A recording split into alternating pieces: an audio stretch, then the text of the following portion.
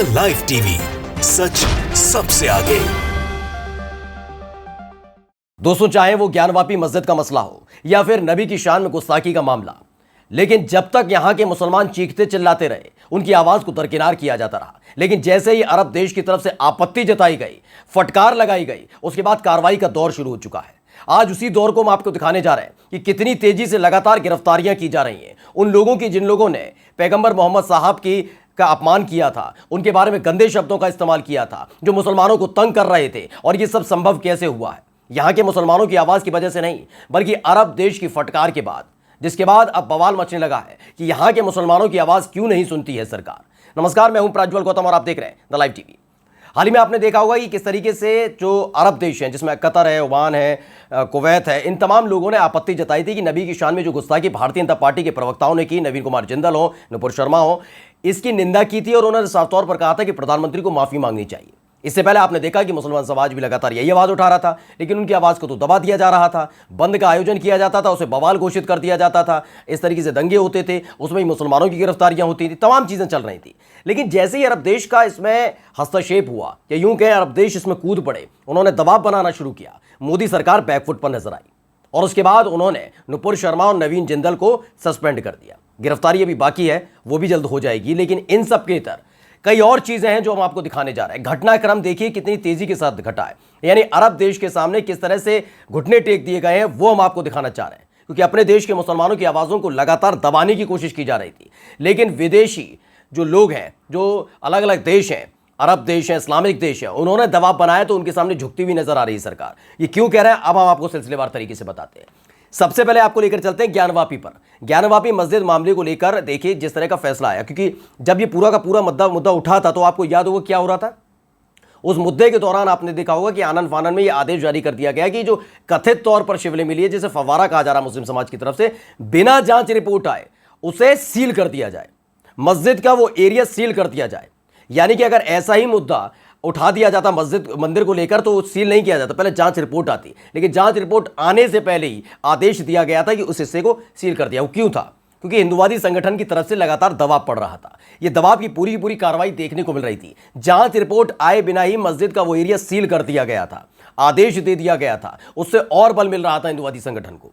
ये सारा खेल दबाव का चल रहा है दोस्तों, क्योंकि जब मुस्लिम समाज की तरफ से आवाज उठी तब सुनी नहीं गई थी, लेकिन अब सुनी जा रही है। ज्ञानवापी मस्जिद मामले में आवाज इसलिए सुनी जा रही है क्योंकि फटकार अरब देशों की तरफ से लग चुकी है। और अरब देश कितने जरूरी हैं भारत के लिए, ये सरकार से जाकर पूछ लीजिएगा, बता देंगे वो कि आखिरकार ये फैसले क्यों लेने पड़ रहे हैं। कई और मुद्दों की मैं जिक्र करने जा रहा हूं, क्योंकि हाल ही में जो हुआ उसको दिखाऊंगा और उसके बाद आपको बताऊंगा कि और कितने ऐसे लोग हैं जिनको गिरफ्तार करने से बचती नजर आई थी भारतीय जनता पार्टी की सरकार, लगातार उन पर कार्रवाई करने से बचती नजर आई थी। लेकिन जब से नुपुर शर्मा वाले विवाद को लेकर अरब देशों ने नाराजगी जताई है, फटकार लगाई है, लताड़ लगाई है, तब से एक के बाद एक गिरफ्तारियां हो रही उन लोगों की जिन्होंने 10-10, 15-15, 20-20 दिन पहले मुसलमानों से बदतमीजी बदसलूकी की, नबी के खिलाफ, पैगंबर मोहम्मद के खिलाफ जब उन्होंने गंदे शब्दों का इस्तेमाल किया था, उन लोगों की अब गिरफ्तारियां हो रही हैं।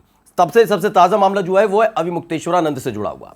ये दरअसल एक संत हैं, इन्होंने बाकायदा ऐलान किया था कि जो कथित तौर पर शिवलिंग मिली है, जिसे ज्ञानवापी मस्जिद के अंदर जो फव्वारा है, जिसे शिवलिंग बताया जा रहा है हिंदुवादी संगठन की तरफ से, वो शिवलिंग बताते हुए उस पर जलाभिषेक करेंगे, पूजा अर्चना करेंगे, ये तमाम चीजें हो रही थी।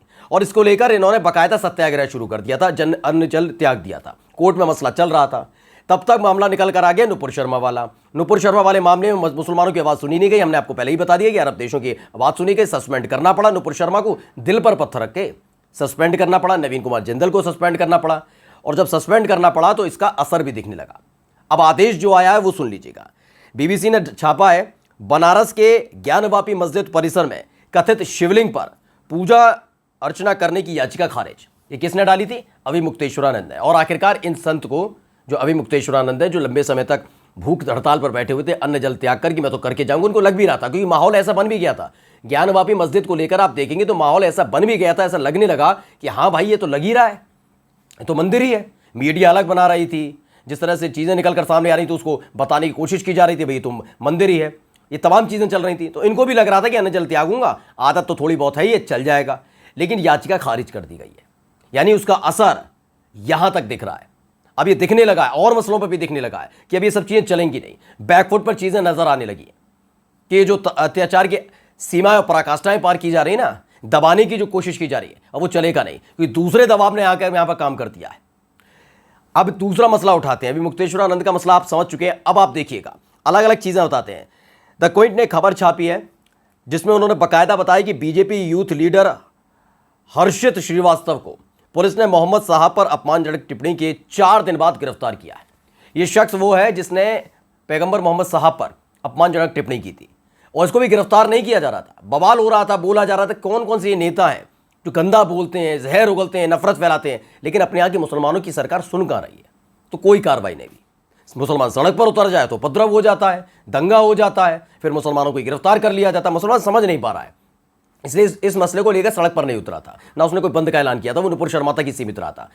हर्षित श्रीवास्तव ये लड़का जो है, जो भारतीय जनता पार्टी का युवा नेता है, इसने बाकायदा कई सारी ऐसी बातें की, कई तरह की मोहम्मद साहब पर अपमानजनक टिप्पणी की, उसको लेकर गिरफ्तारी नहीं कर रही थी। लेकिन की तरफ से, इस्लामिक स्टेट की तरफ से, जो इस्लामिक देश है उनकी तरफ से जब कार्रवाई का दबाव पड़ा या यूं कहें लताड़ लगी, उसके बाद इस शख्स को गिरफ्तार कर लिया। हाल ही में गिरफ्तारी हुई है, जरा अरब देश की तरफ से नाराजगी जताई गई है और सार्वजनिक तौर पर माफी मांगने की बात हुई है। तब से ये कार्रवाई लगातार तेजी से हो रही है। और कौन नाम है, पहले वाला वीडियो देख लीजिए। इस वीडियो के बाद हम आपको तुरंत बताएंगे कि हुआ क्या है। बैठक मारो कदो गलती ना होई, अब ना होई भैया, कदो तुम्हारा पंडित के काम कहूं ना जाब, मरते कहूं ना जाब, कदो खरगोपुर टिंगुर में कब्बो नहीं बे, का कहने खरगोपुर टिंगुर में काज अब खरगोपुर बैठक मार तू मार बैठक। बोलो जय श्री राम, जय श्री राम, फिर से बोल जय श्री राम, जय श्री राम, और बोलो जय श्री राम, जोरस बोलो, जय श्री राम, जोरस श्री राम, जय श्री राम, जोरस बोलो जय श्री राम, तू बोल हाथ उठा बोल। ये देखा वीडियो, आप भी कहेंगे पुराना वीडियो है जी, ये बिल्कुल पुराना वीडियो है। जो बनियान में एक लड़का नजर आ रहा है ना, जो गुंडागर्दी कर रहा है, ये साफ तौर पर इन फकीरों से जो आते हैं, फकीर मांगने आते हैं, तो वो उनसे बदतमीजी कर रहा, उठक बैठक करवा रहा था और ये कह रहा था कि जय श्री राम बोलो। वो बुलवा भी रहा था जबरदस्ती, बदतमीजी से, गुंडागर्दी के दम पर मवालीपन कर रहा था। इसको लेकर भी आवाज उठी थी, आपको याद होगा, ये पुराना मसला है। इसको लेकर भी सवाल उठे थे, सोशल मीडिया पर ट्रेंड किया था, लेकिन तब भी कोई कार्रवाई नहीं थी।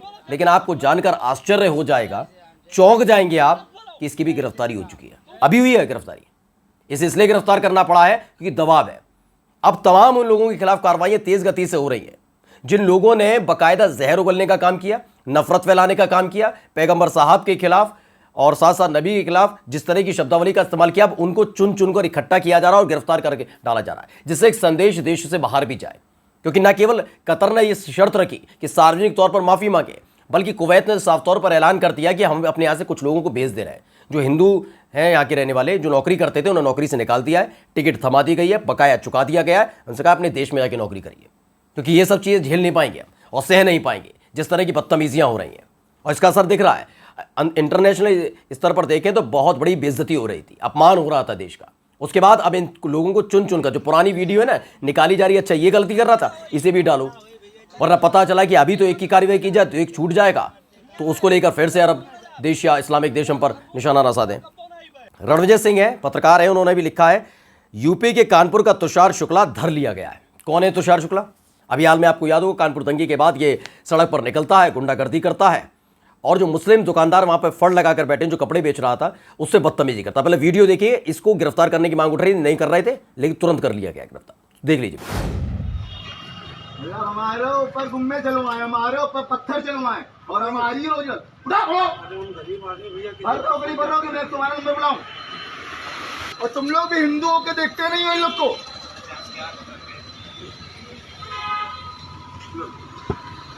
हम लोग क्या इनकी दुकान जाने के लिए आएंगे? आज लोग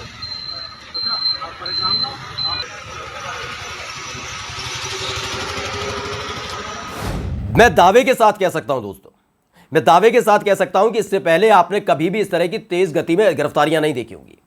तुषार शुक्ला गिरफ्तार हो जाता, हर्षित श्रीवास्तव गिरफ्तार हो जाता है, अभी मुक्तेश्वरानंद की याचिका को खारिज कर दिया जाता है। ये तमाम चीजें मुसलमानों के पक्ष में क्यों हो रही हैं? ये मुसलमानों के पक्ष की बात नहीं, ये न्याय और इंसाफ क्यों हो रहा है?